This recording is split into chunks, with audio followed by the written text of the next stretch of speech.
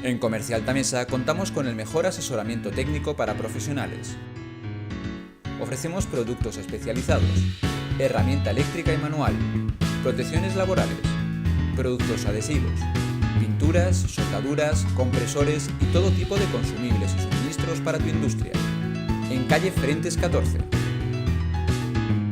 Tamesa, desde 1920, trabajando a tu servicio.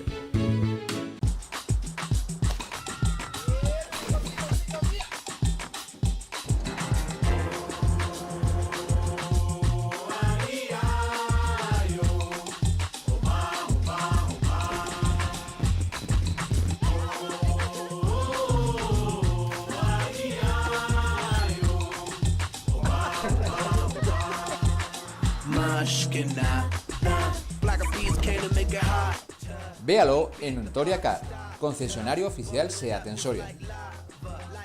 La tradición, la calidad, el cariño, manos experimentadas y una producción artesanal dan como resultado el mejor sabor, el sabor de Embutidos La Matanza. Embutidos La Matanza, entera. La grandeza de los niños es que nunca dejan de soñar.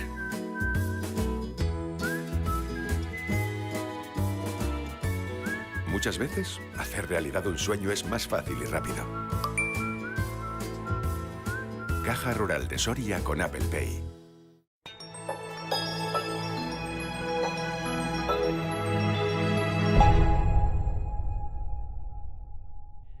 Con la primera conferencia sobre los 3 foros de Soria que le impartirá el profesor Martín de Marco.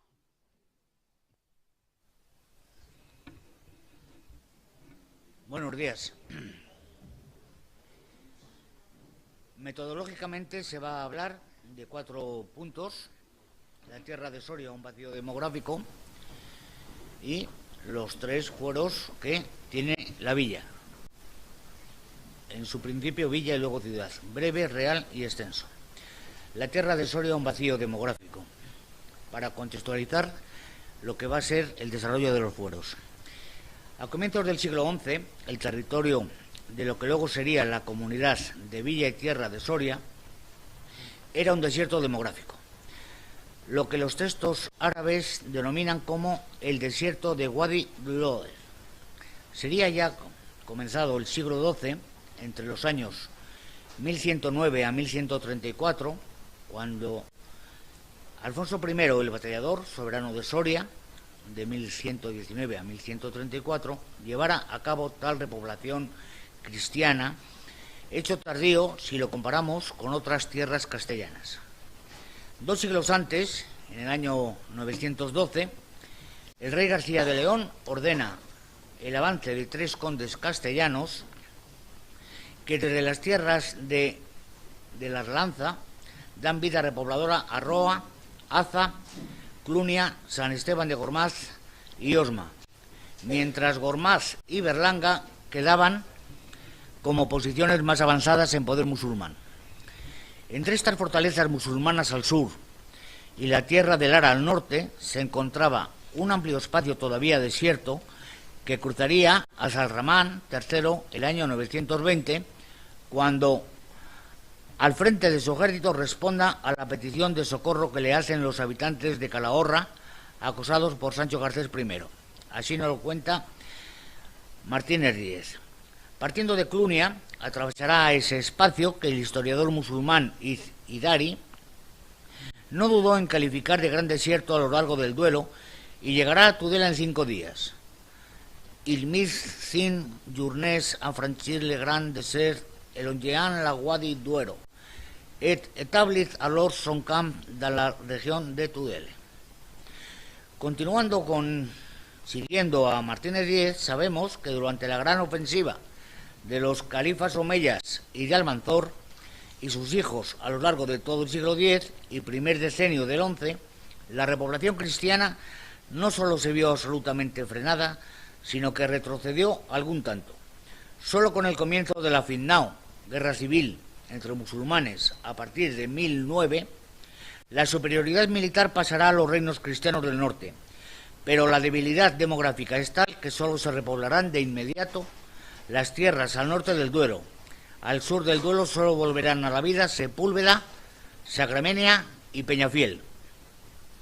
El hundimiento del poder amirí habría, sin duda, esperanzas de expansión tanto al conde de Castilla, Sancho García, como a su yerno, el rey de Pamplona, Sancho Garcés III el Mayor, los cuales, ante las buenas relaciones familiares y de amistad que los unía, y para evitar cualquier posible fricción, trazaron en 1016, por adelantado, la frontera que marcaba los límites de sus respectivas zonas de expansión, comenzando en lo alto del monte de San Lorenzo o de la Cogolla y terminando en las ruinas de Numancia entonces conocidas con el nombre de Garray. Con todo, la población de esta zona soriana debía de ser prácticamente inexistente por estas fechas, y aún después de que entre las tierras recuperadas por Fernando I, 1037-1065, solo se encuentran en la frontera oriental de su reino Gormaz, Badorrey, Berlanga, Caracena y el valle de Bordecorés, hacia Medinaceli. Todavía al describirse el año 1088, el límite entre los obispados de Osma y Burgos, se comienza el trazado de dicha frontera a partir de Calatañazor hacia el oeste, como si nada existiese al este de esta plaza. Tampoco Fernando I ni su hijo Alfonso VI prestarán ninguna atención a restaurar las tierras del futuro concejo de Soria, incluido el campo de Gómara. Concretamente, el interés de este último se centrará en la conquista del reino de Toledo y una vez lograda esta ampliación territorial, sus mayores esfuerzos se volcarán en la repoblación de Salamanca, Segovia y Ávila, para colmar así el vacío todavía existente entre el Duero y el reino de Toledo. El primer indicio de haberse iniciado la restauración de estos territorios sorianos data del año 1106. Se trata de la donación de la iglesia de Santa María de Tera al monasterio de San Millán de la Cogolla. En ella se nos indica cómo en el 1106 mandó Alfonso VI a García Ordóñez, conde de Nájera y Calahorra, repoblar Garray, en cuyos términos se encontraba la iglesia de Tera. Es lógico suponer que estos primeros repobladores procederían de las tierras regidas por dicho conde.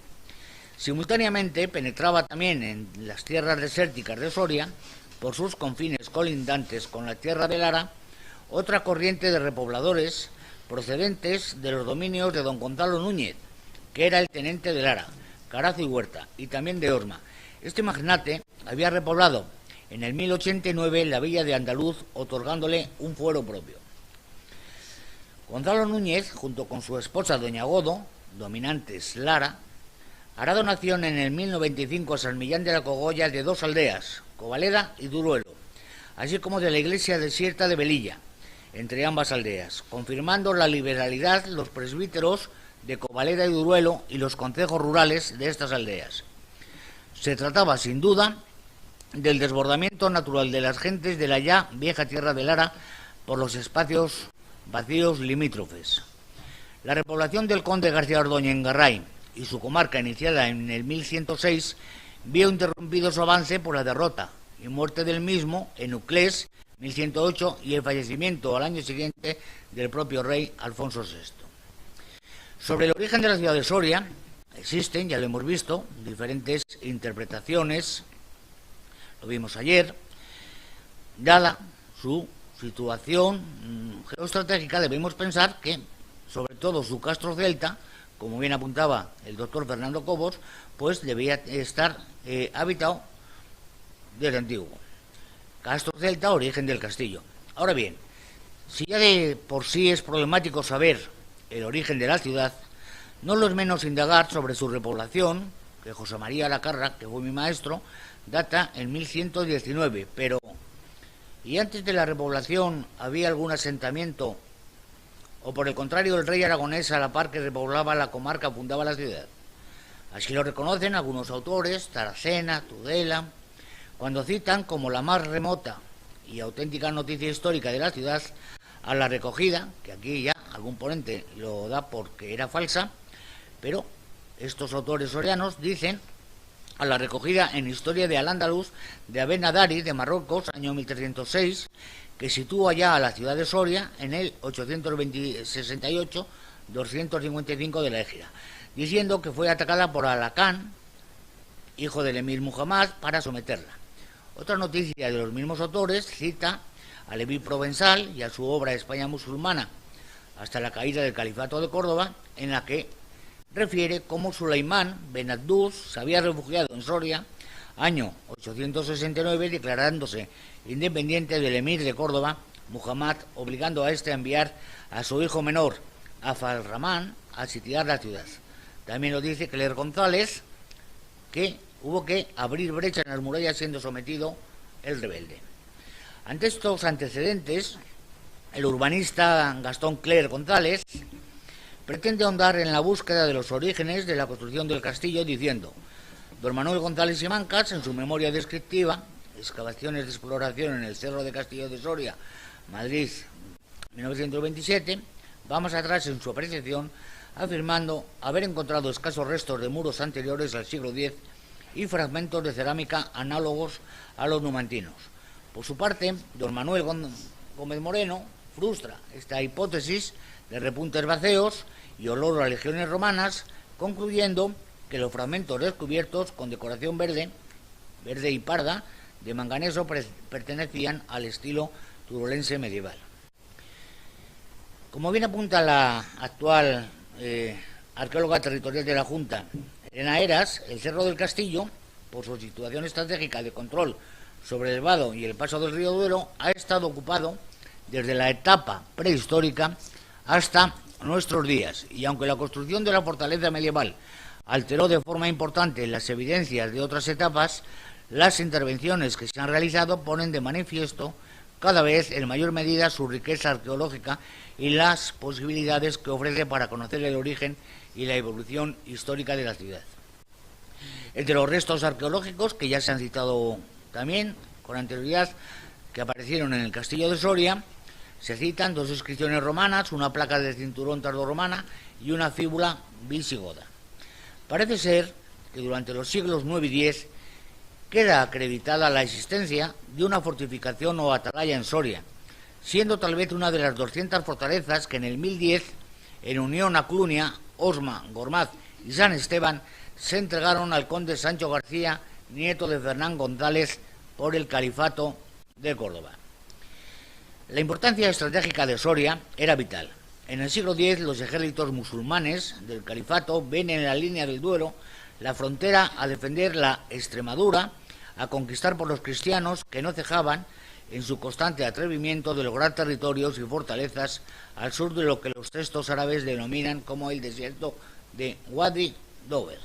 Soria es pues un bastión a conseguir para la incipiente Castilla en su interrelación con Navarra, las comarcas aragonesas del Valle Medio del Ebro y el levante mediterráneo, siendo la ciudad de Soria en muchos aspectos la llave de esta comunicación al ser el centro de las comarcas divergentes en su economía: Pinares, la ganadera en su zona norte y noreste, y la agroalimentaria del campo de Gómara proyectada hacia el Valle del Ebro.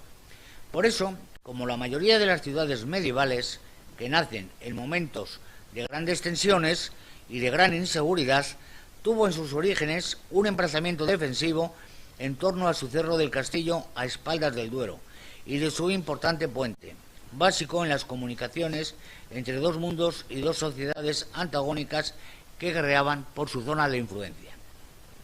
Es comúnmente aceptado por la historiografía local, aunque a veces sin bases científicas, que el castillo fue construido por el conde Fernán González como bastión defensivo ante los ejércitos de su coetáneo y principal enemigo, el gran Abderramán III, y de su fortaleza, por excelencia, el castillo de Gormaz, la más importante de Europa del siglo X.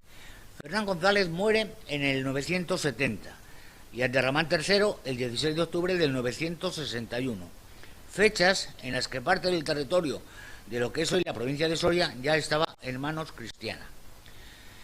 Durante el califato que forman la frontera oriental y el territorio soriano, las plazas árabes de Ágreda, Noviercas, Barahona y Medinaceli y la del sur, las líneas de la línea del Duero, Asa, Gormaz, Osma, San Esteban y más al sur Sepúlveda, toda la presión del ejército árabe se concentra en los pasos del Duero, que vertiginosamente cambian guarniciones árabes y cristianas, Con exagerado deleite narra el monje silense la derrota de Abderramán III en San Esteban de Gormaz en el 917. Dice: desde la misma orilla del Duero en que los bárbaros acamparon hasta el castillo de Atienza y Paracuellos, los exánimes miembros de los amorreos cubrían todos los montes y collados. Pero 3 años más tarde recuperan los árabes con estas plazas las de Osma, Alcubilla y Clunia, y en los 10 siguientes, ante los muros de Osma, el caudillo musulmán resulta varias veces derrotado y vencedor. Almanzor moriría el 10 de agosto del 1002. Es la primera vez, curiosamente, con lo que significa Almanzor, que haya salido este nombre aquí en las jornadas. Los mejores equipos para la selección y corte de la madera. Nuestra diversidad de productos de gran calidad le dará el tratamiento adecuado. Contamos con las aplicaciones necesarias para el tratamiento antiazulado, madera por inmersión y nuestras líneas automáticas de tratamiento. Tamesa, desde 1920 trabajando a tu servicio. En calle Frentes 14, Soria.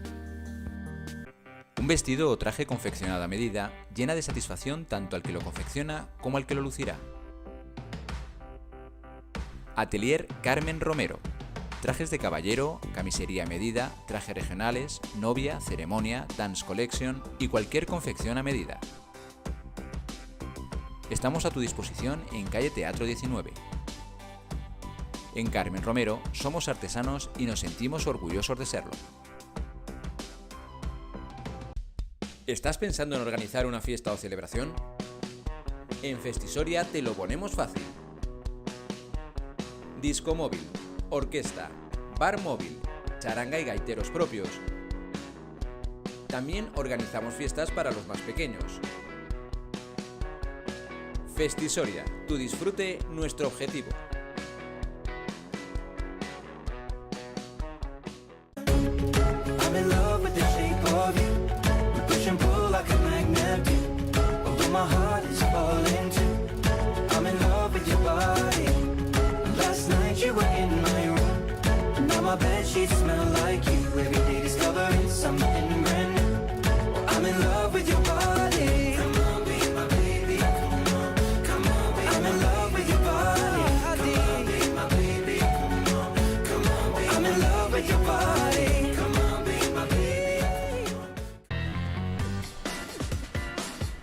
El diseño y la tecnología del nuevo Kia Ceed te permiten tener siempre todo bajo control. Mientras estás en el coche, claro. Nuevo Kia Ceed, todo bajo control. Calidad con 7 años de garantía. Kia, the power to surprise. Concesionario oficial Kia en Soria, Automateo. Así pues, el conocido territorio como desierto de Wadi Doler pasa a ser la Extremadura soriana, territorio de frontera, como luego lo serán otras Extremaduras, como la de Segovia y Ávila, la que marcan los ríos Tajo, Guadiana. A principios del siglo X, la parte norte de la provincia, comprendida entre las cumbres de Urbión y Cebollera, Oncala y el Duero, era conquistada a los moros en el 926 por don García de Navarra e incorporada al obispado de Tarazona. En el año 1016 la frontera entre Navarra y el condado de Castilla pasaba por el pico de Urbión, la cumbre de Sierra Carcaña y Guerray, y desde allí al sudeste, sin duda, era ya tierra de moros. Durante la segunda mitad del siglo X interviene activamente en los asuntos castellanos el inquieto conde Fernán González, y ya muerto este, en la primavera del 975 se da la batalla de Gormaz. Los reyes de León y Navarra, el conde de Castilla y los señores de Álava y Peñafiel reúnen 60.000 hombres bajo aquel castillo cuya hosca silueta domina en muchas leguas la corriente del Duero. En socorro de la guarnición árabe acuden con los ejércitos de Alaquén II, Galif, el general poeta quien con sus cantos sabe enardecer a los soldados y derrotar a las tropas españolas, castellanas.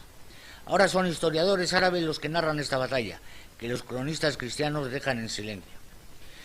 Toda la historia española de final del X se concentra en Almanzor, que recorre triunfalmente la península, y desde 989 se apodera de Osma, Alcoba, Gormaz, Clunia, Alcocer y Langa. A su última campaña, 1002, que los historiadores árabes llaman la expedición de Canales en La Rioja, asiste tan enfermo y achacoso que ha de caminar en litera. Al frente de 20.000 hombres, regresa cargado de botín, satisfecho de la destrucción de un célebre santuario de cameros, San Millán. Y en Caltañazor le atacan fuerzas cristianas ganosas de arrancar su presa. El encuentro no debió ser muy fuerte, pues Almanzor, por el portillo de Andaluz, pasa a Medinaceli, donde muere siendo enterrado en aquella plaza. La crítica contemporánea no afirma siquiera la autenticidad de tal batalla que todos los cronistas árabes y cristianos dejaron en olvido. Vamos a hablar ya de los fueros. El Foro Breve de Soria.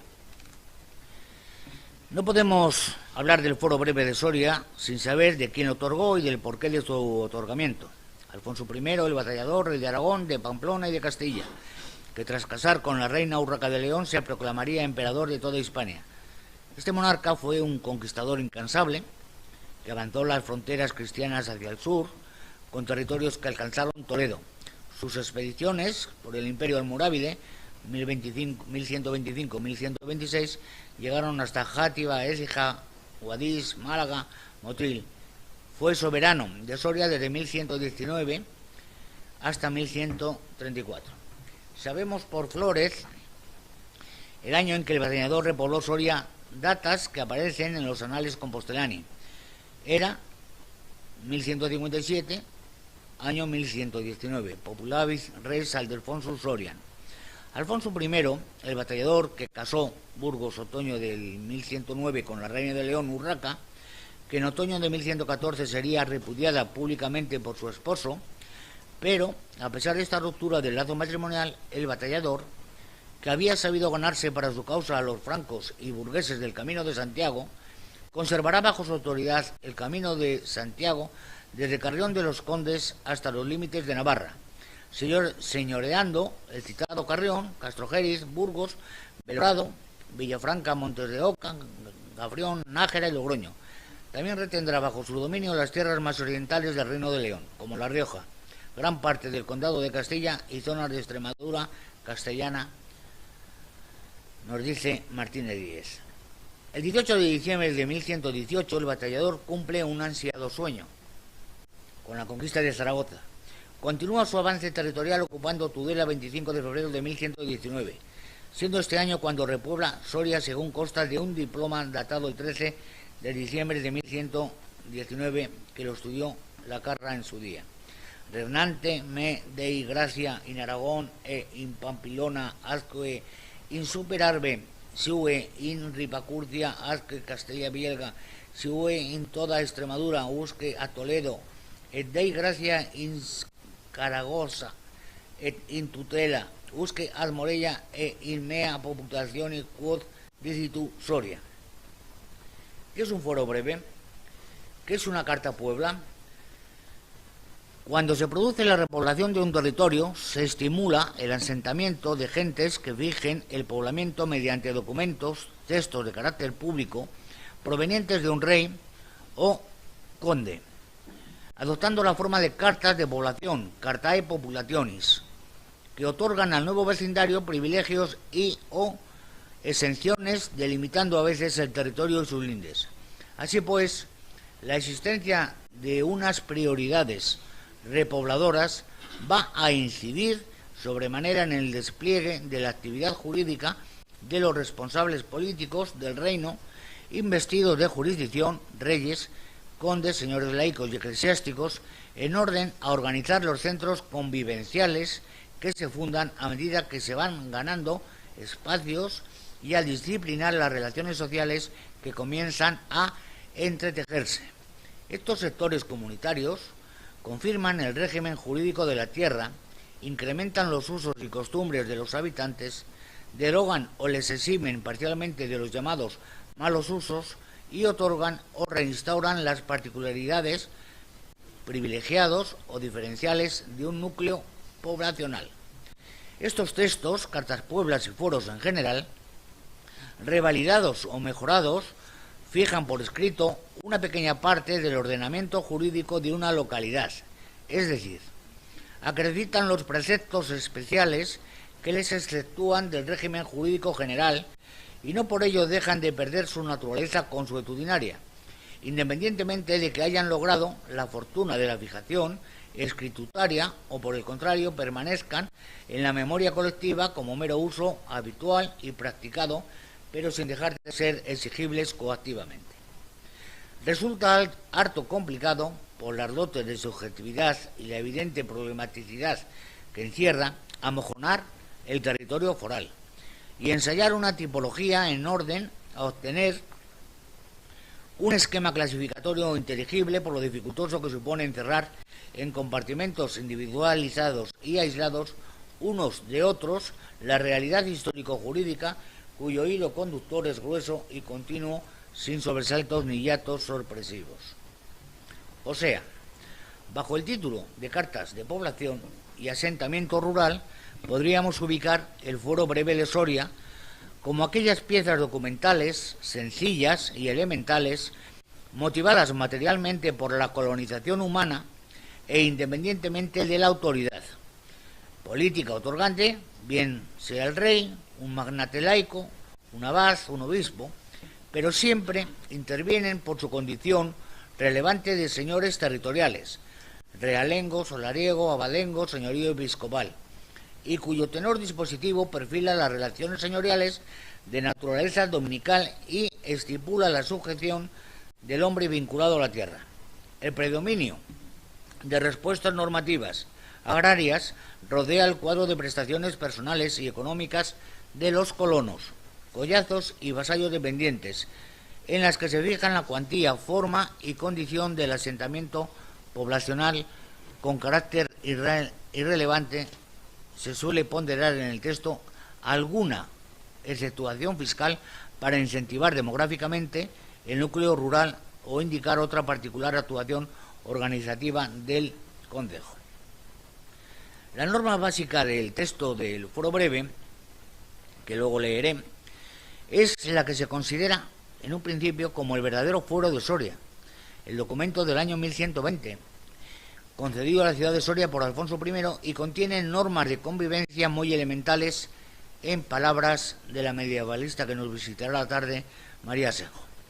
El texto original, de no más de 30 líneas, reconoce básicamente el derecho de los pobladores de Soria a asentarse en ese territorio.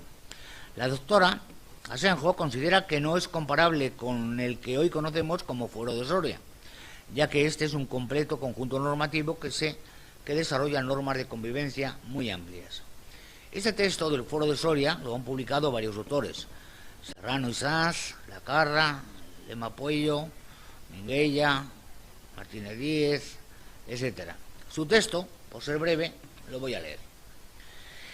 Sud Christi nomine eius divina clemencia, filio patris et spiritus sancti amen. Ego quidem ad Alfonsus, Dei gratia imperator facio an cartam donationis e liberationis a totos homines qui in Soria sunt populati e in ante ibi popular verin ut habian ibi, etc. Sí. Et sunt terminos quos deis res ad Sorian, de Tarazona a Sorian, e a Calahorra, e a Ochón, e a Cogola, a Lara, a Lerma, a Valdavellano, a Peñafiel, a Segovia, a Madrid, ad Orella, a Molina, a Calataúd, finitur terminos ad Tarazona. Toto homine qui levaverit de Soria ganado, aut aliqua causa et veneris in Soria poblarem paten ilan. E clerici de Soria per premia novalan aut sponsatum. E si venerim poblare ad Soria nomines de ultra Ebro, quod habean suas casas et ingenuas per 2 annos, e de 2 annos in antua quod faciat, ot quad ante solevan fadere. E clericus qui fuerit cactus cum mulieri, quod sedeat iudeato, secundum canones e non prendan aliquo torto. Fatta carta confirmationis de rege imperatoria ad Alfonso, quando ista carta confirmavi in tudela ut iris seas fideles e dileti et res attentan ot totum perfiden. Si quisautem contenere voluerit ad cartam vel quotidilia scriptum es equiseridis, etc., etc. Este rey,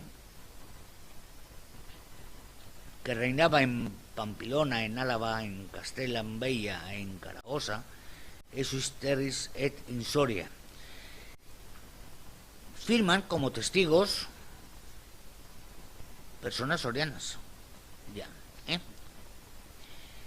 voy a verlas.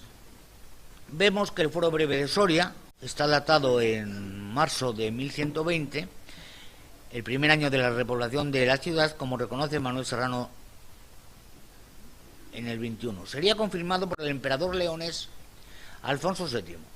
Ego ad Alfonso Dei Gratia Hispaniarum ascartan confirmo et propia mano corroboro an vos varones de Soria quad dedis vobis ad Alfonso Res Aragonés meo tío et sinum meum in ascarta poni volo e otorgo vobis totor vestros foros quid sun scriptos in ista carta e parco ad vos totum malum quod fedistis in diebus de meo tío e postea usquid dun intravisorian ad cristianos e as mauros, cristianos y moros.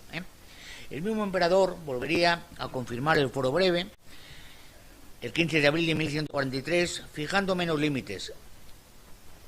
Voy a dejar de leer latín por si acaso ya se cansan. Voy a dejar de leer esta confirmación. Bueno, para acabar este somero breve estudio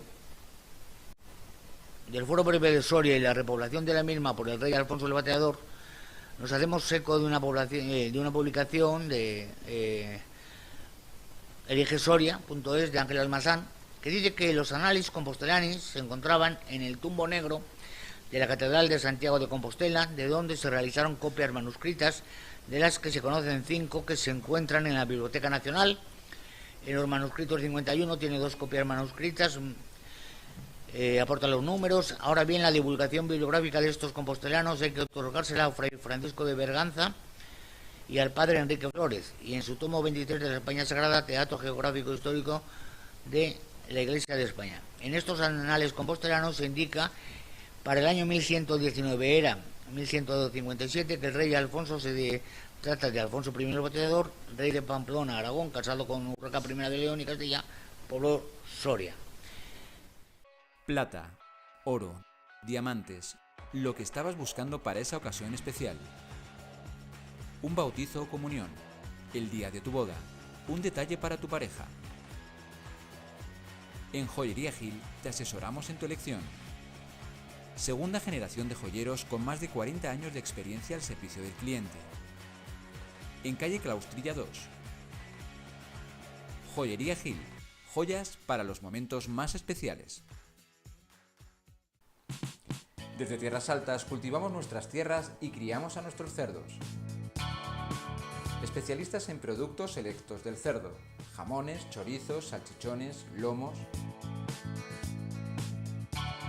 En Embutidos La Hoguera creemos que tradición, tecnología e investigación son las claves para la producción de alimentos de calidad. Jamones y Embutidos La Hoguera, sabor de antaño. En Recursos Asistenciales Peñarrubia hacemos tu vida y la de las personas que te rodean mucho más fácil. Poseemos una gran variedad de servicios en toda la provincia. Ayuda a domicilio, servicio doméstico, recepción en urgencias hospitalarias, recepción y acompañamiento en consultas externas, acompañamientos hospitalarios día y noche y servicio de transporte adaptado. Todo ello con la seguridad que aporta una empresa con más de 15 años de experiencia. La tranquilidad y confianza para ti y los tuyos tiene un nombre: Recursos Asistenciales Peñarrubia. Infórmate. Clase, elegancia, conocimiento, tendencia, profesionalidad. Son muchos los adjetivos que podemos utilizar para describir a Sol Moda y Complementos. Pero lo mejor es que vengas y lo compruebes tú misma. La moda en Soria tiene un nombre: Sol Moda y Complementos, en calle Puertas de Pro. En Esbelte encontrarás los mejores tratamientos faciales, capilares y corporales. Manicura, parafina, maquillaje, fotodepilación, rayos UVA, presoterapia, tratamientos reductores, cavitación. Todo lo que puedas necesitar para sentirte bien está aquí.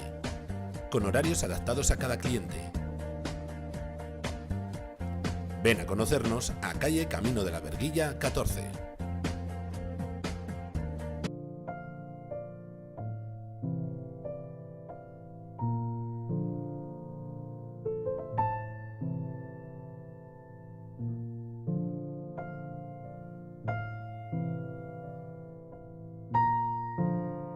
La unión de la tradición y la modernidad en nuestro trabajo tienen como fruto un producto único. Bodegas Castillejo de Robledo. En Hostal Doña Juana encontrarás un equipo lleno de profesionales con más de 60 años de experiencia. Un espacio para hacerte soñar, para algo especial, con el mejor servicio. Carpa exterior, salón interior, show cooking, recena, todo lo que necesitas para tu gran día. Conócenos en Carretera de Soria, Ágreda.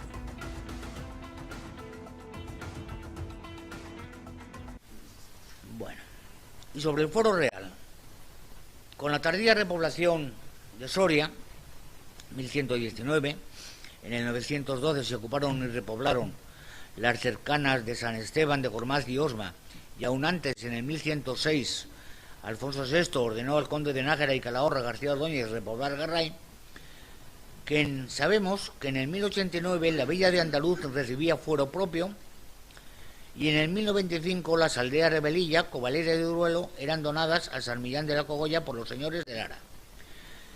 Pues con esta tardía repoblación se asienta la reconquista en esta nueva Extremadura, con el despegue urbano que se afianza el nuevo tejido demográfico en las ciudades que surgen en el territorio siglo X de la zona oriental.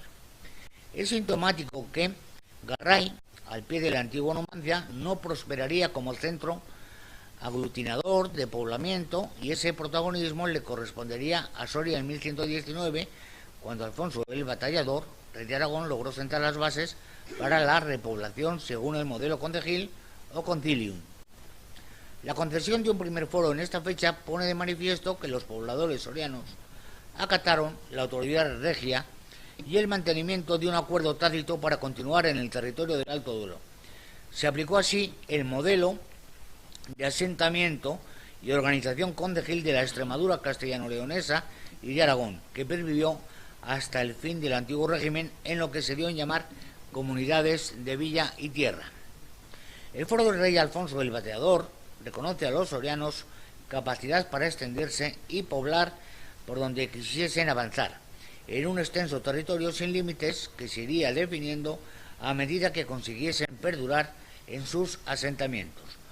Un documento de concesión que sirve de base para asentar algunos principios fundamentales de reconocimiento mutuo y de acatamiento del poder regio por parte de las parentelas de los sorianos. Esto es lo que se conoce como Foro Breve de Soria. Con posterioridad a los ataques de Almanzor sobre el territorio castellano, que llega incluso a someter a Santiago, en Galicia, se inicia un nuevo proceso repoblador en la Extremadura castellana que resultará crucial, porque gracias a él van a surgir algunos de los centros urbanos más importantes de Castilla, Segovia, Soria, Salamanca y Ávila, junto a otras entidades menores de población que se estructurarán, organizarán y serán gobernadas de una forma peculiar y desconocida hasta entonces en la península, mediante las comunidades de villa y tierra. La villa era el centro de la comunidad, y partiendo de este núcleo, entonces todavía semiurbano y generalmente amurallado, se repoblaban las aldeas del territorio circundante, las cuales constituirían lo que a partir de entonces se denominará la tierra. Ese era el objetivo de los grandes municipios villanos: asegurarse la posesión de un espacio agropecuario que por una parte les permitiera autoabastecerse y por otra obtener un número suficiente de soldados para que las milicias concejiles pudieran hacer frente a los enemigos del sur, los musulmanes. ¿Qué papel juega la villa de Soria en la repoblación de las aldeas? En aquellos años, ya en plena fase repobladora, desde la por entonces villa de Soria, se repoblaron la mayor parte de las aldeas que hoy forman la mancomunidad de los 150 pueblos. La iniciativa de las pueblas la llevaron a cabo las parroquias, entonces llamadas collaciones, que solían ser muy numerosas, en Soria nada menos que 35 a finales del 13, porque cada collación representaba a un grupo de repobladores originarios con idéntica procedencia geográfica. Así, consideradas las pueblas de las diversas aldeas, constituirían un lógico proceso de expansión en busca de más y mejores tierras de cultivo y de pasto, desde la originaria villa de Soria, en cuyo amplísimo perímetro ya amurallado, los habitantes supervivían con actividades económicas de carácter rural, sin completar todavía en aquellos primeros momentos un sistema económico decididamente urbano. El instrumento jurídico que organizaba la vida comunitaria de las aldeas era el Foro de Soria, y cualquier ordenanza de carácter local debía estar adaptada al ordenamiento foral.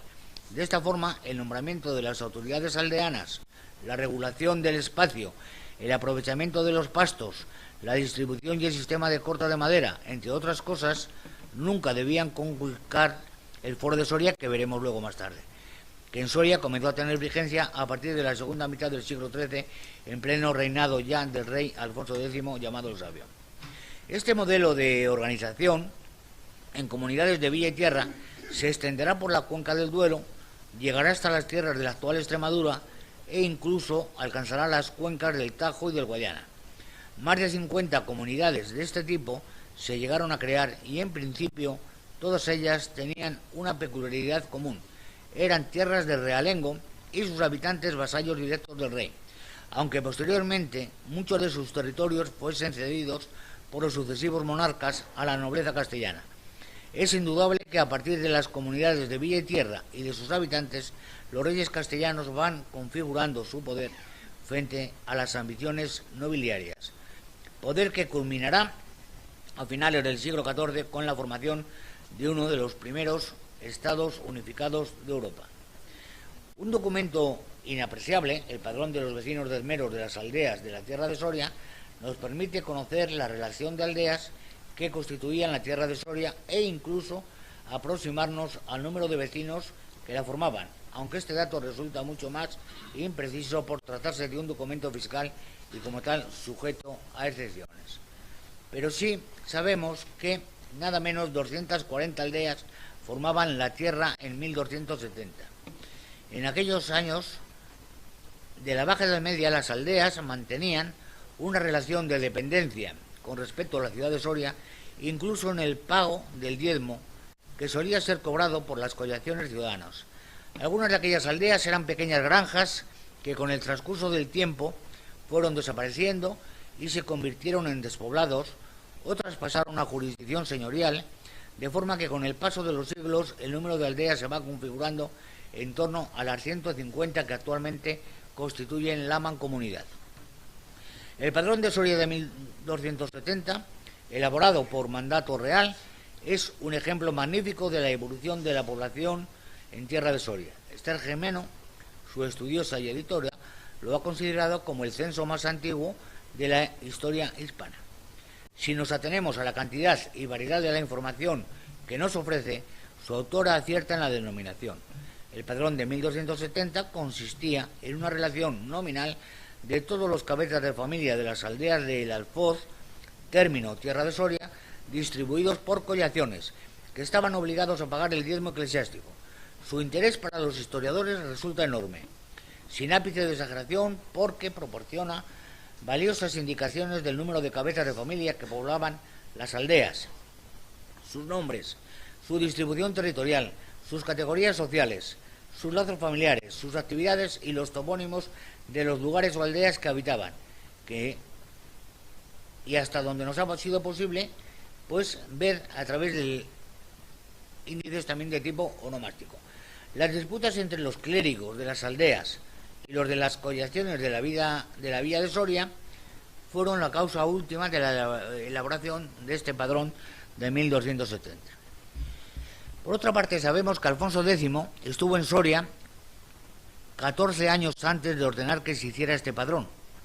Desde mediados de marzo y hasta finales de abril de 1256 recibió en Soria a dos importantes embajadas. Fue visitado por su suegro, el rey Jaime I de Aragón, donde, según Jerónimo de Zurita, con la mediación de la reina doña Violante, renovaron la amistad que había pasado momentos difíciles en los tiempos inmediatamente anteriores, y también en Soria recibió a la embajada de Pisa, que le reconocían como descendientes de los duques de Suabia y electo como rey de romanos y emperador, dignidad que posteriormente no le fue reconocida y que tanto reivindicó el rey castellano. Ambos acontecimientos, con seguridad, exigieron un amplio despliegue de boato que el rey pudo agradecer con exenciones a los caballeros sorianos. No se habla para nada de los linajes. El 19 de julio de 1256, Alfonso X otorga el fuero real a Soria y a Peñafiel, porque fallé que en la villa de Soria no había fuero cumplido porque se juzgasen así como debían. Y por esta razón había muchas dudas, y muchas contiendas, y muchas enemistades, y la justicia no se cumplía así como debía. Yo, el sobredicho rey don Alfonso, queriendo sacar todos estos danos, doles y otros goles a aquel fuero que yo fiz con consejo de la mía corte, etcétera, etcétera. Este fuero, privilegio rodado en pergamino, concede franquezas a los caballeros locales para hacerles bien en merced y para darles galardón por los muchos servicios que hicieron al muy noble y muy alto y mucho honrado rey don Alfonso, mío bisabuelo, el de Santa Cruz. No hablándose en el mismo, como decías, de los 12 linajes, siendo Sancho IV quien legitimó en 1293 el privilegio de los mismos, porque fallamos que el rey don Alfonso de Castilla, nuestro trasabuelo, que venció la batalla de Úbeda, fue criado en la villa de Soria, y habiendo voluntad de hacer honra y merced a los caballeros, le venden por muchos servicios que recibió de ellos. El fuero real tendría vigencia durante 16 años, ya que en el 1272 sería suspendido para volver al derecho consuetudinario anterior. La reacción del Concejo de Soria ante la política intervencionista provocó revueltas tanto en la villa de Soria, será en 1375 cuando pase a tener el título de ciudad, como en otras que reclamaban la vuelta al tradicional y viejo derecho municipal. El municipio, entidad corporativa dotada de jurisdicción, supone un trascendente acto jurídico previo en donde las prerrogativas de carácter público son cedidas solemnemente por el máximo titular, el monarca, en beneficio del común de los vecinos, amparados tras la cerca de un recinto urbano. Oficialmente el ámbito municipal queda segregado y protegido del régimen general del resto del reino, y en virtud de su autonomía normativa el Concejo elabora el marco jurídico normativo que posteriormente solicita del monarca su confirmación revalidatoria. Aspecto fundamental de este género normativo, que es la condición necesaria de existir una villa organizada en municipio con un nivel competencial importante, que estatuye y autoriza el procedimiento selectivo del cuadro de oficiales con atribuciones fiscales, militares, judiciales y gubernativas, con facultad para organizar la vida y dirigir la fundación y desarrollo de las aldeas instaladas en el recinto jurisdiccional de su término y tierra. El predominio de una economía comercial y artesanal o de la primacía de las actividades militares no deteriora la acepción textual de estos usos tradicionales anteriores de esencia consuetudinaria, ahora ajustados y precisados. Junto a este derecho nuclear acarreado se insertan disposiciones municipales de índole económico, de policía urbana, abastos, con el acompañamiento regulador de apartados muy desarrollados de materias jurisdiccionales, penales, procesales, civiles.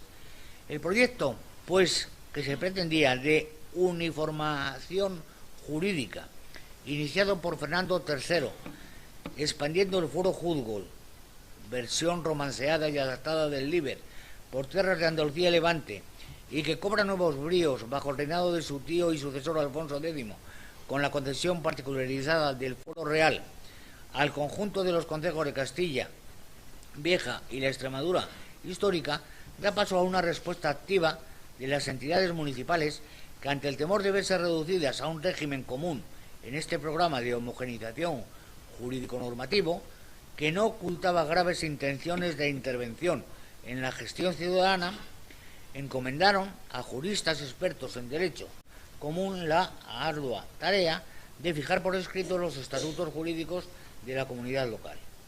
Esta fabril actividad compiladora, que obligó a consultas y revisiones adicionales, no eludió el hecho frecuente del apresuramiento del proceso redaccional y permitió la entrada de disfunciones normativas y contradicciones institucionales, sin que pueda ser rastreada reminiscencia alguna de la historia del concejo, explicables por la indisimulada colonización romano-canónica de los amanuenses, cautivos de su formación y del horizonte jurídico. Resumiendo, la revuelta de 1272, con episodios de violencia en los concejos ante la concesión de privilegios a los caballeros, tiene como base el fuero real, el privilegio otorgado por Alfonso X en Segovia el 19 de julio de 1256 al concejo y a los caballeros de Soria, y el que 4 años más tarde, el 27 de marzo de 1260, concedió al concejo y a los caballeros de Ágreda. Elemento común en estos dos privilegios son las exenciones concedidas a los caballeros que podían mantener caballo, cualquiera que fuese su origen social, si bien las condiciones en que se les concedían variaban en detalle del caso de Soria al de Ágreda. En Soria, en concreto, se concede a los caballeros la exención de pechos para ellos si mantenían caballo de más de 30 maravedís, armas y equipo para sus paniaguados, yugueros, molineros, colonos, pastores y amas de cría, siempre que no poseyesen más de 100 maravedís en mueble o en raíz, para sus viudas siempre que no casasen con pechero, y para sus hijos hasta que cumpliesen 16 años. En Ágreda los privilegios concedidos también quedaron restringidos a los que poseyesen caballo por valor de más de 30 maravedís y armas y equipo, si bien fueron más precisos a la hora de determinar el número de excusados que podía tener un caballero en función del número de ganados con que contase, y también en función de si iba y no a la hueste, de si llevaba a esta tienda redonda o no, de si la loriga del caballo era suya, etcétera, según nos dice Máximo Diabó. Tanto el privilegio, esto supuso que todas las ciudades, sin lugar a dudas, de la Extremadura castellana, pues tuvieran una respuesta al rey, en algunos casos violenta, y el rey no tuvo nada más que permitir que se volviera al derecho consuetudinario anterior. Derecho consuetudinario anterior que estaba no escrito, sabido y respetado de generación en generación desde el foro breve, y que con el tiempo hará que se plasme por un escribano local, pues en el foro extenso que conservamos en el archivo municipal. Sobre el foro real de Soria, pues, María Senjo nos dice que el rey justificaba en el prólogo de la ley señalando que la mayor parte de ciudades de sus reinos no tenían fueros y juzgábase por fazañas y por albedríos. Y como esto daba lugar a muchos males, le habían pedido que diese fuero a los que accedía otorgando el fuero real. Sí, dio el fuero real, pero solamente privilegiando a los caballeros. Con la concesión del fuero real, el rey combatía la carencia de un derecho local escrito y el procedimiento de juzgar por fazañas, al tiempo que acababa con la diversidad del ordenamiento que constituían los numerosos fueros extensos locales. Así el rey concedió el fuero real a gran número de villas y ciudades situadas en los territorios más antiguos del reino y lograba unificar los derechos municipales. ¿Quieres sorprender a tus invitados? Elegir los detalles de tu boda es una tarea complicada. En Soria Bodas te ayudamos a encontrar los detalles más originales con una bonita presentación. También disponemos de un amplio catálogo de invitaciones de boda de todos los estilos. Todos nuestros productos con la mejor calidad y precio. Ven a visitarnos a calle Fueros de Soria 7. Os merecéis algo único. Deseáis revivir cada abrazo, volver a sentir ese escalofrío en la piel, contagiaros con las sonrisas o las miradas cómplices y escuchar de nuevo en vuestro interior, sí, quiero. Desde Ver y Sentir nos aseguraremos que vuestras fotografías de boda transmitan la espontaneidad del momento y os transporten en el tiempo a través de los detalles. Os habéis pasado meses planeando hasta el último detalle. Para cuando llegue el día, todo ocurrirá muy deprisa. Por eso, vivid cada segundo. Olvidaos de posados imposibles. Ha llegado el momento de ser vosotros mismos. En Pastelería Creativa Villazúcar podrás encontrar todo lo que necesitas para tus momentos más dulces. Tartas de corte, mesas dulces, galletitas, una idea diferente para regalar, un servicio profesional y especializado que hará las delicias de todos tus invitados. Ven a visitarnos a calle Venerable Palafox número 5. Café Pub Airos, en el antiguo Bar Swing, ahora bajo una nueva dirección. Descubre un nuevo concepto de Café Pub en Soria. Porque estás cansado de lo mismo. En Café Pub Airos te ofrecemos siempre algo diferente. Café de importación, carta de gin tonics, cócteles y mojitos. Pero además, buena música, buen ambiente, copas premium y muchas sorpresas que te iremos descubriendo. No esperes más y ven a conocernos. Café Pub Airos, tu nuevo punto de encuentro en Soria. El Parador de Soria se encuentra en el Parque del Castillo, un enclave privilegiado sin salir de la ciudad.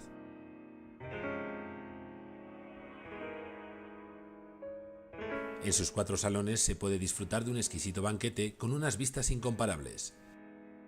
Su equipo de profesionales os ayudará a crear una boda única, tanto para vosotros como para vuestros invitados, porque en el Parador el no existe. Peluquería Etnos, un nuevo concepto de peluquería unisex en Soria, con una imagen completamente nueva y acogedora. Especialistas en peinados y maquillaje para eventos. Un salón donde sentirte bien y conseguir tu imagen deseada. Visítanos en calle Las Fuentes número 8, detrás del Ayuntamiento, y comprueba todas las posibilidades que ofrecemos para ti. ¿Buscas un vestido para una ocasión especial? En Roberto París contamos con cantidad de estilos en nuestros vestidos de ceremonia. Carla Ruiz, Feli Campo, Sonia Peña, Roberto Berino, Teria Yavar y otras muchas colecciones. Y para completar tu look, buscamos el tocado que más se adapte a tu vestido. Búscanos en calle Estudios número 9.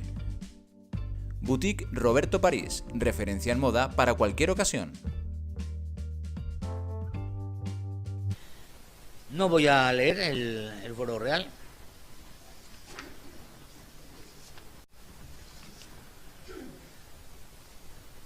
Pero hay una cosa singular, que es que el 28 de octubre de 1272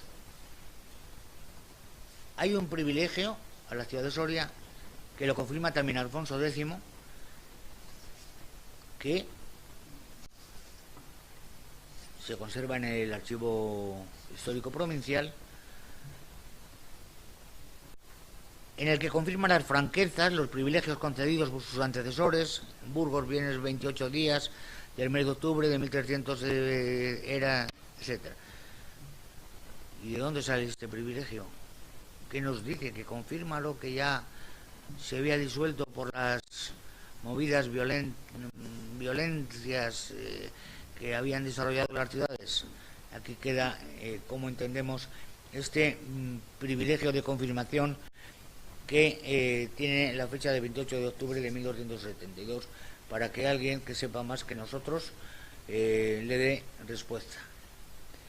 Ya para acabar el foro extenso, uno de los 3 foros más importantes de Castilla, junto con el de Sepúlveda y el de Cuenca, básico para tratar de futuros estudios de carácter histórico-jurídico. Se sigue estudiando, creo, en algunas facultades todavía de Derecho. Se conservan 2 códices del siglo XIV, uno situado en el Archivo Municipal y el otro en la Biblioteca Nacional, manuscritos con el número 17.662, procedente del Fondo Gallangos, pero vamos a tratar sobre el códice conservado en el Archivo Municipal de Soria.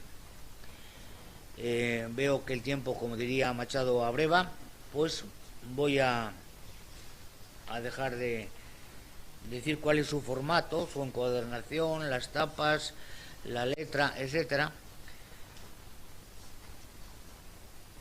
Sí quiero decir que el hecho de que este códice,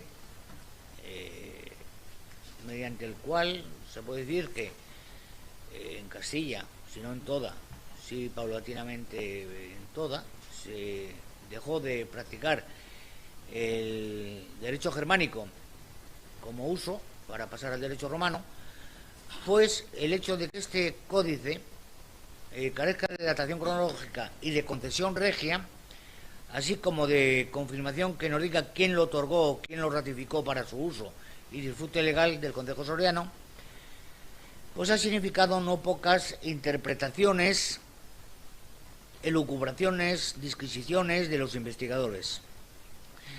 Sería Galo Sánchez, 1919, quien afirmara que el fuero de Soria tuvo entre sus fuentes al fuero de Cuenca.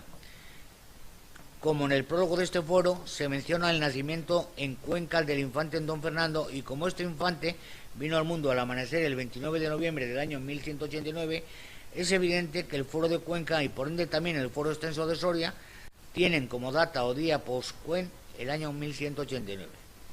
Pero el profesor Gonzalo Martínez Díez desmonta esta teoría diciendo que Galo Sánchez cree que el fuero de Soria fue concedido a la villa de Edesa por el rey Alfonso VIII.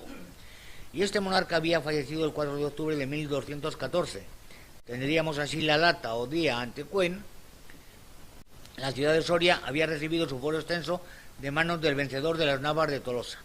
Nos moveríamos así, según dicho autor, dentro de una horquilla temporal entre los años 1189 y 1214, dentro de la cual se encontraría el año de redacción y concesión de nuestro fuero. Toda esta argumentación tiene un fallo fundamental, y es que la identificación del fuero de Soria otorgado por Alfonso VIII a Deza con el fuero extenso y no con el fuero breve y los demás preceptos por los que se regía por esta fecha la ciudad de Soria. Otros sí les damos que hayan el fuero de Soria.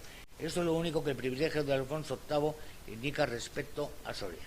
Años más tarde, en el 1263, Alfonso X extendería el fuero de Soria que tenía Deza también a la Puebla próxima de Monteagudo. Y otros sí les damos y les otorgamos que hayan el fuero de Soria, así como dice en el privilegio de Deza.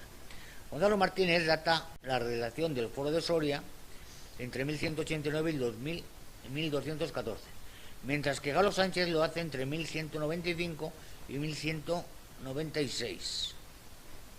El jurista soriano, Alfonso García Gallo, profesor tuyo, uno de los más prestigiosos juristas de Europa, pues abre al respecto nuevas interpretaciones que Martínez Díez califica como que lo que dice es con todo acierto que replanteaba en unos exactos términos los problemas que este fuero ofrecía.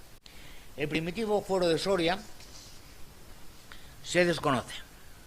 Es 2 códices del siglo XIV, se contiene un fuero extenso de 577 capítulos, publicado por Galo Sánchez, que por confusión con la concesión del fuero real a la ciudad se creyó, es que incluso lo ponía en la hoja de guarda, que lo había otorgado Alfonso X en 1256 y que Galo Sánchez supone redactado entre 1190 y 2014. Ahora bien, el fuero tal como lo conocemos ahora, pues reproduce solo normas de derecho sin encabezamiento ni final, y nada permite afirmar que fuese otorgado por un rey. La argumentación de Galo Sánchez para datarlo, descansa precisamente en las posibles relaciones entre Alfonso VIII y la ciudad de Soria, y por ello carece de valor si el fuero ha sido redactado sin intervención alguna del mismo. Lo único seguro que sabemos, juzgando por el lenguaje, es que el fuero en su forma conocida es del siglo XIII. La concesión del fuero de Soria Deza en 1214 sin otra especificación no supone que se trate de un texto redactado y desde luego no precisamente del que conocemos. Sus conclusiones, pues, son que, primera, que nada permite afirmar que el fuero extenso haya sido otorgado por un monarca, pudiera haber sido obra de un perito práctico en leyes del concejo de Soria. Segunda, que tal como lo conocemos es obra del siglo XIII. Tercera, que la concesión del fuero de Soria a Deza no significa que se trate de un determinado texto y menos del fuero extenso de Soria, sino que pudiera tratarse simplemente del régimen jurídico de Soria, escrito o no escrito. Por otra parte, Rafael Gisbert dice que la hipótesis que presentamos es que Soria tuviera su propio fuero antes de 1256 En esta fecha Alfonso X le concedió el fuero real y que en 1272 Soria volviera, después de las movidas violentas, Soria volviera a su propio fuero y que entonces, al redactar el concejo un código extenso sobre sus privilegios y textos procedentes de su jurisprudencia, aceptara selectivamente pasajes del fuero real que no estaban en contradicción con su fuero peculiar. El fuero de Soria ofrece pasajes de plena recepción del derecho común. A la parte peculiar, como es frecuente en las redacciones tardías, se le asoció una selección del fuero de Cuenca, y acaso también, según esta hipótesis, pasajes del fuero real. Hipótesis que asume en su certeza Gonzalo Díez, coincidiendo con el profesor Garo Sánchez, en que el texto de varios capítulos pasó por varios momentos, y he tenido varias redacciones de las que solo era conocida la más tardía, dice, la del siglo XIII. Bueno, sabemos pues que la autoría del fuero de Soria no es de Alfonso VIII. Galo Sánchez se retracta al final, admite posteriormente que sería obra del concejo soriano, sin intervención de ningún rey, pero dice que se redactaría en el reinado de Fernando III, desde luego sin intervención de este rey también, no lo demuestra. Nosotros creemos, como María Senjo, que su sustrato básico es el derecho consuetudinario de la Soria concejil del siglo XII y XIII. No vamos a tratar del contenido de los 58 títulos de las leyes del manuscrito foral, cuya edición crítica y glosario ya se estudiara en aquella publicación que hizo Heraldo de Soria en el 6, obra que coordinó, entre otros, María Senjo, y en la que participaron pues también estudiosos e investigadores, 16 profesores que trabajaron con el códice, no que tenemos en el archivo municipal, sino el de manuscrito 17.662 de la colección de Pascual Gallangos. También en este año del 2006 se celebró una serie de conferencias en la Fundación Duque de Soria, un seminario sobre el fuero de Soria con ponencias de 8 investigadores, entre las que se encontraba Gonzalo Martínez Díez, a quien hemos recurrido casi siempre, en repetidas ocasiones, por su versado e ilustrado conocimiento. El foro, acabo ya, extenso tuvo en Soria y su tierra larga vida en su aplicación. Primero en la comunidad de Villa y Tierra, bien entrado ya el siglo XII, y luego en la denominada Universidad de la Tierra. Les voy a contar una anécdota para hacer el final un poco más empático. Cuando hicimos el libro de la mancomunidad Enrique Díez, quien les habla, pues, al margen de que nos quitaron de la mesa y nos pusieron en la quinta o sexta fila porque estaba todo lleno de políticos, pues cuando se habló de la Universidad de la Tierra, del universo campesino, universalidad de la Tierra, dijo, no, mira, ya teníamos universidad entonces. En fin, perdón. Pues en la denominada Universidad de la Tierra de Soria, como instrumento jurídico que organizaba la vida comunitaria de las aldeas, de forma que cualquier ordenanza de carácter local debía estar sujeta a su ordenamiento, así como el nombramiento de las autoridades aldeanas, la regularización del espacio territorial, el aprovechamiento de pastos, la distribución y el sistema de corta de madera, pesca, carga, la vida social. Este modelo de vida no podía conculcar el fuero dentro del modelo organizativo de las comunidades de Villa y Tierra de la Extremadura, en esta parte soriana de la Conca del Duero, dentro del sistema agropecuario vecinal y su organización institucional en esas 270.000 hectáreas que constituían la tierra de Soria prácticamente hasta el siglo XVI. Dando un salto en el tiempo, Mosquera de Barnuevo, en su Numantina 1612, dice sobre el Forum Soriae, el error de datación es repetitivo en toda la historia clásica soriana, ves aquel cartapacio encuadernado cubiertos de oro fino los cartones, sobre un atril de plata colocado con las hadas azules de listones. Es un fuero que el rey sabio letrado compuso con consulta de varones, y a Soria se lo dio que lo guardase, por el cual se rigiese y gobernase. Martínez Marina aseguraba que el Foro de Soria es un excelente cuerpo legal, comprensivo de las leyes más importantes de los foros municipales, afirmación del autor de la teoría de las Cortes aceptada por quienes han tratado con posterioridad todos estos temas. Incide en que la influencia que ha ejercido en la legislación aún acrecienta más su importancia desde el momento que es un punto de partida diferenciador entre el elemento germánico y el romano dentro del derecho español. La vigencia institucional se aprecia en cuantas ordenanzas concejiles o municipales se acordaron por la ciudad de Soria, con objeto de actualizar la normativa foral, sobre todo en las últimas décadas del 15 y primeras del 16. Véase las nuevas ordenanzas de Montes y Montaneros de Soria de 1526, en la que se repite al pie de la letra los títulos 1, etcétera, con anterioridad a las ordenanzas de 1497 sobre la conservación de los montes, la madera, que tenía la misma base foral, para acabar con una serie de hábitos de señoriales, sobre todo a la hora de cortar madera, para reglamentar la pesca y la caza. Una última reflexión sobre la sentencia, pues que influjo el fuero tuvo en la sociedad soriana, incluso en el siglo XIX, es cuando el 21 de septiembre de 1959 el ayuntamiento presentó demanda contra el tercio que le quedaba de no rescatar la propiedad del Monte Balanzadero. Para conseguir de la casa troncal de Linajes, la Diputación ya había sido suprimida por todos los movimientos liberales, etcétera. Y la casa de Linajes, con Lorenzo Aguirre, pues se defendió, incluso echó mano de lo que ahora llamaríamos tráfico de influencias, para que en Burgos, ya en reclamación, pues se fallase a favor de tener el tercio de propiedad del Monte Balanzadero. Bueno, pues el Ayuntamiento de Soria lleva al pleito el foro extenso y los Linajes llevan al pleito desde aquí hasta el suelo de prerrogativas, privilegios, sentencias, heredamientos, aprovechamientos de pastos, etcétera, etcétera. La sentencia fue a favor del Ayuntamiento de Soria y eso significó que desapareciera de facto la casa troncal de Linajes, y que el Monte Balanzadero fuera ya con el otro tercio que era del Común de Vecinos. El Común de Vecinos había desaparecido en 1836, pues fuera con los 2 tercios, los 3 tercios fuera ya al 100% de la ciudad de Soria.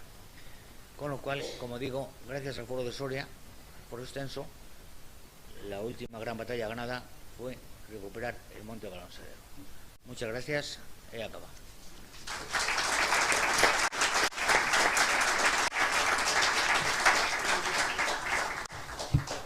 Gracias, José Antonio. ¿Alguna intervención? Yo creo que se han abierto nuevas interrogantes, cada vez más. Sí, doctor Cobos.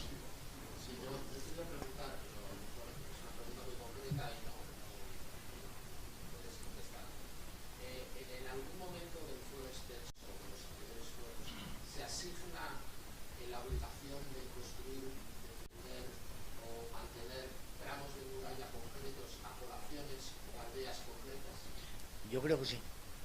También te digo que no lo tengo muy seguro, porque son 577 leyes, pero yo creo que sí, porque cuando aparece en algunas actas municipales que hay que reformar la muralla o...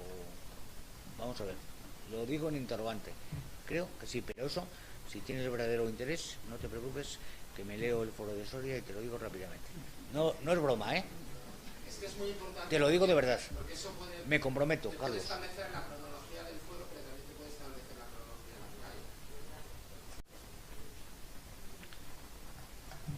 la muralla. ¿Alguna otra pregunta? ¿Alguna otra intervención? No hay ninguna, pues entonces, si les parece, hacemos un receso hasta 1:30 para que se tomen un café o estiren las piernas y continuamos con la intervención del profesor Nuño.